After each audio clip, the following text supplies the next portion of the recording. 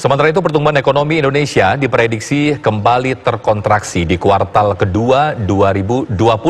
Meski demikian, pertumbuhan ekonomi bakal kembali meningkat di kuartal ketiga seiring dengan dimulainya aktivitas ekonomi memasuki adaptasi kebiasaan baru.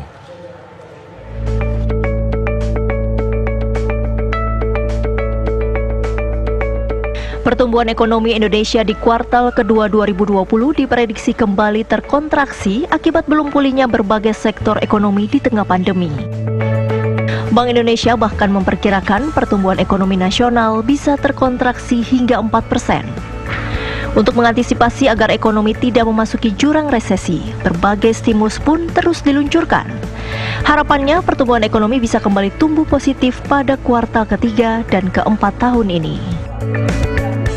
Sekarang disbursement untuk setiap jenis stimulus itu dipercepat di kuartal 3 ini. Jadi seharusnya dengan dibukanya ekonomi, kemudian dengan berbagai stimulus tadi yang membantu konsumsi, membantu investasi, tentu kita mengharapkan ekonomi akan baik. Terus yang kedua, kalau kita melihat dari segi struktur industri ya. Jadi Indonesia ini sektor 3 terbesarnya itu adalah pertanian, kemudian jasa perdagangan, manufacturing, kemudian jasa perdagangan. Ketiga sektor ini dia adalah yang paling banyak menyumbang PDB Indonesia paling besar, dan juga kebetulan labor absorption-nya 3 ini paling tinggi. Nah, oleh karena itu ketiga sektor ini dibantu lebih dulu. Perbankan pun mulai optimistis. Pemulihan ekonomi mulai membaik seiring relaksasi PSBB meskipun belum kembali pada level sebelum pandemi. Kalau kita bicara mengenai ekonomi, ya tentunya semua sudah merasakan dampak daripada pandemi COVID-19 ini, dan perbankan juga tidak luput daripada dampaknya.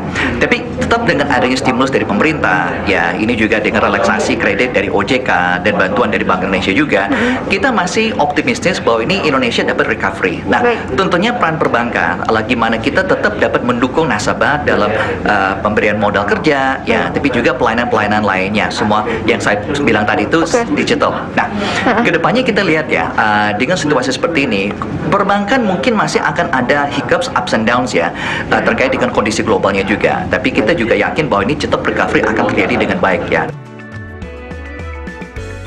Kedepan, akselerasi pemulihan ekonomi domestik diharapkan dapat membaik dengan kecepatan penyerapan stimulus fiskal, keberhasilan restrukturisasi kredit, dan dibukanya sejumlah sektor ekonomi menuju adaptasi di era normal baru.